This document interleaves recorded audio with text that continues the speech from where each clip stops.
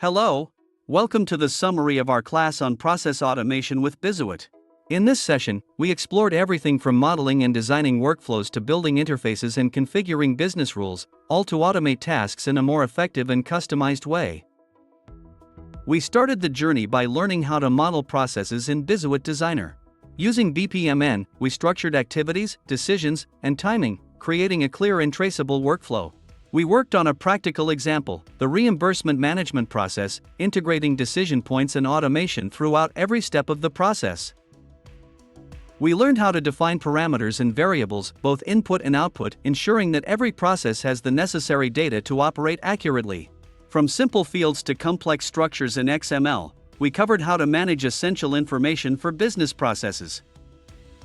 We then looked at how to define business rules to guide the workflow according to specific conditions. Using the condition editor, we applied rules to ensure that each task is executed in alignment with the organization's policies, optimizing both efficiency and consistency across the process.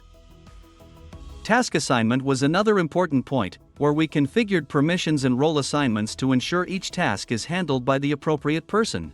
In addition, we set up automatic notifications and response times, helping maintain a seamless flow without interruptions. We explored integration with external systems using activities such as REST and SQL, which allow interaction with APIs and databases, automating external connections, without the need for complex programming. With BIZUIT Forms Designer, we created intuitive and customized forms that enable user interaction with processes.